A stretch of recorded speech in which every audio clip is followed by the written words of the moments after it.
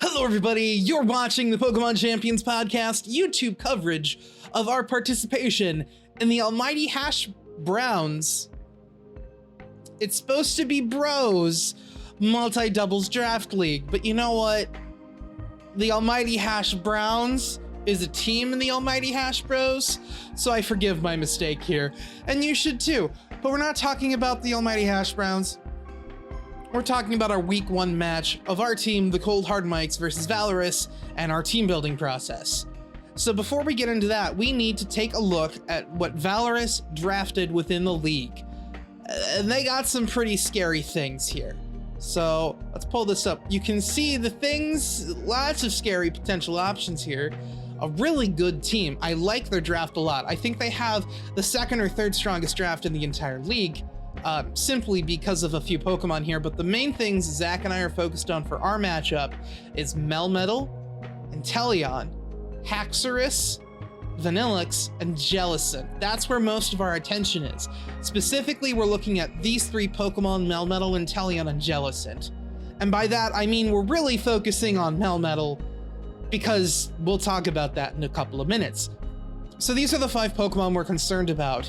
Melmetal is just a big beefy monster that Zac and I aren't used to facing, so we don't know much about what it has to do because we're VGC players and Melmetal isn't legal in VGC. And these 2 Pokemon are Valorous's max captains, meaning they're the only 2 Pokemon that can Dynamax. The Haxorus, even without Dynamaxing, can be a threat, especially if it gets up a Dragon Dance, or it can just hit really hard with Dragon Stabs. The Inteleon has a huge wide plethora of max moves that make it really hard to deal with and can cause snowballs, and one in particular, it has this Max Quake which can boost the Spadef of Melmetal. And if Melmetal has any defensive boosts at all in its special defense or support on that stat, it's going to be exponentially more difficult for us to deal with. Jellicent can set Trick Room and do a few other things that we're concerned about, and while Vanillix isn't incredibly scary, the ability to just set weather by sitting in the field, especially hail, is important for a few reasons we'll get into in a moment. But out of these 5, the first things that we want to focus on are the max captains of Haxorus and Inteleon. Inteleon first here has a lot of max moves that we're really concerned with. Max Geyser is just going to hit hard, set up rain, and then hit even harder the following turn. Max Airstream gives a speed boost. It's great speed control, and it can really allow them to snowball a really good composition. Max Hailstorm isn't as scary as the others, but like we mentioned, the ability to set hail can be really detrimental to our team, and ice attacks are just not fun. Inteleon, just with the Max Hailstorm, can set hail for itself on its last max turn, and then when it's no longer Dynamax, spam Blizzard with a really fast attack stat and be hard to deal with. And as we mentioned, Max Quake can boost special defenses, not just making Inteleon harder to deal with, but Melmetal as well. The Haxorus isn't that scary of a Dynamax option, but it can still do some things that are really hard for us to deal with, potentially, like in this specific environment, not in general. One of those things is it can get a Dragon Dance off and really snowball. That +1 attack and +1 speed can be pretty hard to deal with. And Max Wormwind in and of itself, while not an incredibly potent max move, the consistent attack drops from that can really wear down on some of our potential physical attackers. We don't really have a lot of immunity to that or ways to punish that at the moment. Melmetal is the single scariest thing to look at on their entire team, mostly because this thing's stat block is insane. 135 base HP on 143 base defense means it's really difficult for us to hit it on the physical side, and this thing will hit like a truck with 143 base attack stat. And with 34 base speed, this thing is really slow under Trick Room, which can become a problem. The only place where we kind of have a way to deal with it is because of its low special defense stat. If we can exploit that, we might be able to take it out. But Melmetal also has a signature move, Double Iron Bash, which will get through any like Focus Sash or stuff like that. And it's also boosted by its ability Iron Fist, and Iron Fist just makes this thing hit so much harder. I don't like it. It's scary. This is terrifying. Jellicent is bulky and slow, and it can set Trick Room, and Trick Room can be a really hard speed control and team archetype to deal with, especially with a slow Melmetal on the opposing side of the field. But Jellicent can also rock some really hard-hitting moves, especially Water Spout. A Water Spout from Jellicent can devastate some of the Pokemon that we've got. And even though Jellicent's stat block isn't super impressive, base 100 HP with 105 special defenses and even 70 physical defense is pretty bulky at level 100, and this can be a really difficult Pokemon to take out, especially in Trick Room. And Vanillix is one of the things we're scared the least about out of these 5, but its ability Snow Warning makes it notable simply because that gives it the ability to set Aurora Veil. We were talking about Melmetal a lot, and if we can't exploit its low special defense as effectively, it's a lot harder for us to deal with. Aurora Veil is one of those ways that it can really cover that Pokemon's weaknesses. Light Screen as well, but Aurora Veil is just infinitely more difficult because it boasts the defense and Spadef. Well, it decreases physical and special damage across the board on the opposing side of the field. And Blizzard spam and snow or hail is never really that fun, but we can kind of deal with it, but we really don't want to. Another thing we want to point out is we did see some parallels between their draft and the VGC team we're familiar with. This is A-Drive's top cut from the Collinsville regional, I think, and as you can see, 2 of their draft Pokemon are present on this team. Inteleon and Vanillix form a really good offensive core with each other. And if you want to build this team, you can kind of mirror it with their draft, because they have Rotom Fan, which can take the Rotom Mo's place. Jellicent is a Ghost-type Trick Room setter that's bulky and relatively slow. Haxorus is another potential offensive threat and another Dynamax option. And Conkeldurr is scary, but Melmetal is a much more terrifying Trick Room sweeper, in my opinion. So how are we dealing with this? What is our team going to look like? Well, we picked out 6 of the best options that we could think of, including one secret weapon. Starting off, we have Arcanine for Intimidate support. Keldeo is a special sweeper. Rotom Wash will be our max captain for this match. Bronzong is here for slow support. Galarian Mr. Mime providing other types of support, and then our secret weapon is Trapinch. Yeah, you heard me right, Trapinch. But first, let's talk about this Arcanine. So things we're looking at the Arcanine, this move pool is really, really interesting and fun to work with. We have Burn Up for one specific reason, and it's this guy, Melmetal. With 176 special attack, Arcanine's Burn Up will have a 93.8% chance to one-hit KO non-Assault Vest Melmetal. But Assault Vest is a really common item on Melmetal. And I think the only other item I could see you wanting to bring is Choice Band. But if you're not bringing Trick Room, I think you would want Assault Vest just to make this thing stick around longer, because it's really hard for us to deal with. That Assault Vest turns this Burn Up into only 66.2 to 78.4% damage. But we can follow that up with a non-stab Heat Wave, which if I did my calcs right, which I probably didn't, can do enough damage so that we get a good chance to get the follow-up kill. And since Burn Up would get rid of our fire type attack, any Stomping Tantrum or high horsepower that comes Arcanine's way from Melmetal will probably not kill, especially with our Pinch Berry. We did invest a good amount in speed in order to outspeed Adamant Haxorus. So that's why our speed investment was there. The rest was thrown into, we put a bunch in HP to optimize our Pinch Berry gain and just make that stat the best that it could be. Now moving on to the Keldeo. Keldeo's really cool. We've never worked with it before, but we have some really fun stuff we're doing with it. So we're using Aura Sphere because it's more accurate than Focus Blast, and in a best of 1 format, we don't want to lose because our Focus Blast missed. But also with the Life Orb and 252 neutral special attack, Life Orb Keldeo's Aura Sphere has a guaranteed 2-hit KO.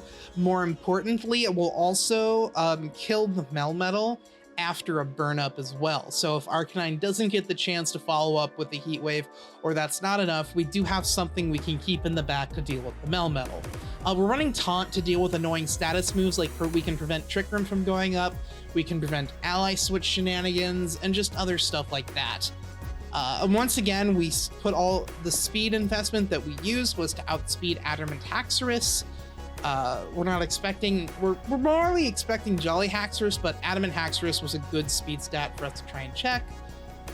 And then we've got our Max Captain Rotom Wash. This is straight out of VGC, Nasty Plot Rotom set.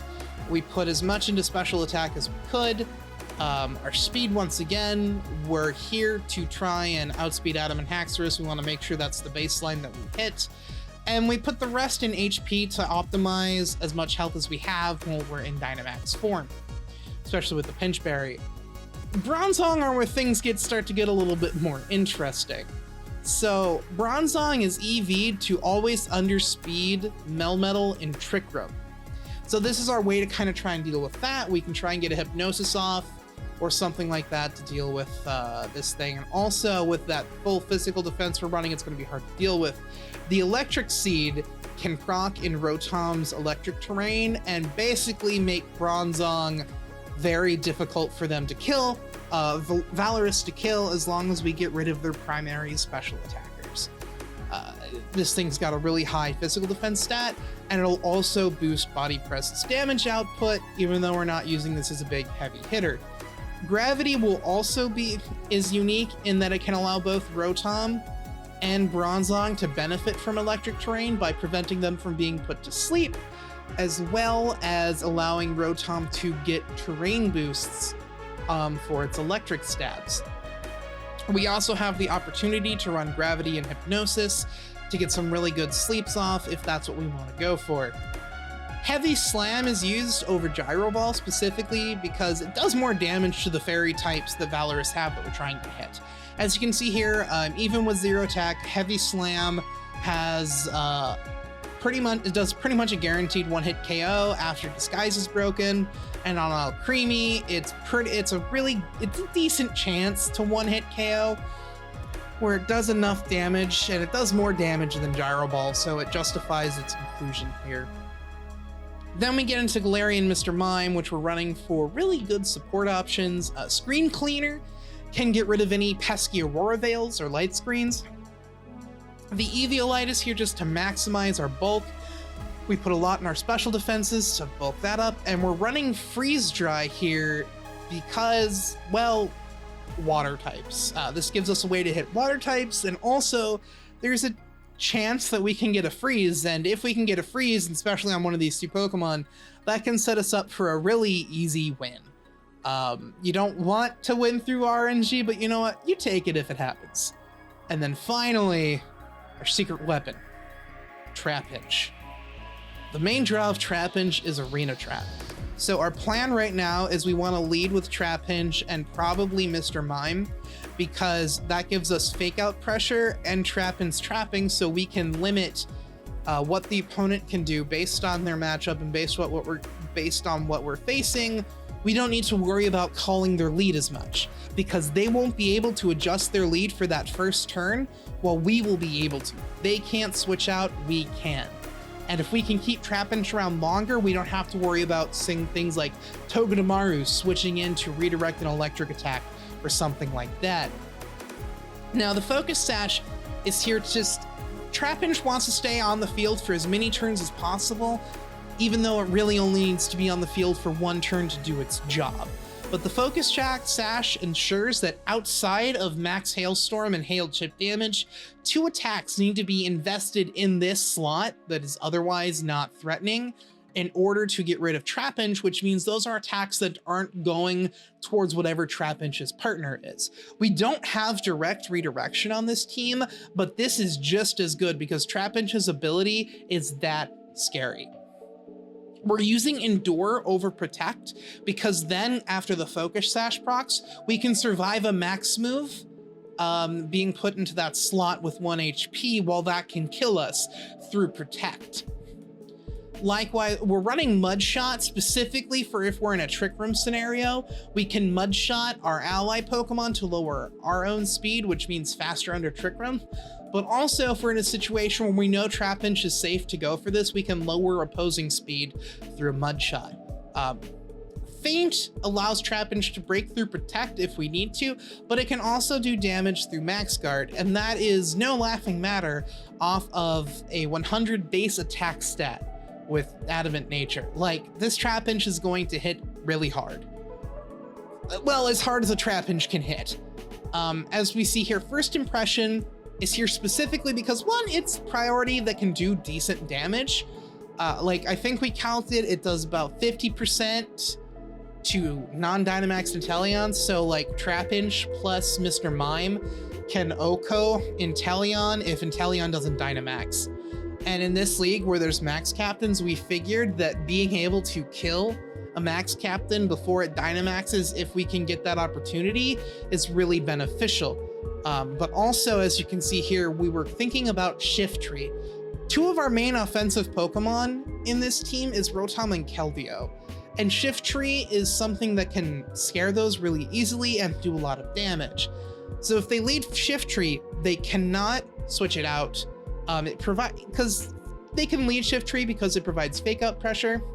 But if we can get the First Impression off, it'll just one-hit KO pretty much any Shiftry. And that's good. And that's pretty much the team that we were working with. That was our kind of loose team building process. So if you like the video, make sure to like, subscribe, and ring that bell. And don't forget to comment. And oh, I hate myself for saying that. Oh, I feel like such a shill.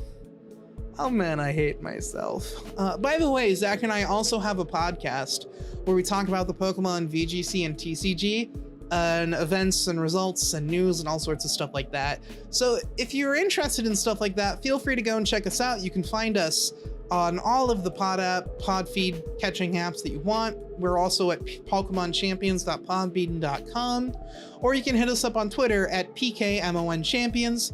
I've been Dozer, and this has been our team building thing. So yeah. Was that good enough for an intro? Is this good enough for a YouTube video? I think I did okay. I don't know. Is this outro long enough? The last episode's outro was too short. This one's probably too long. Oh well.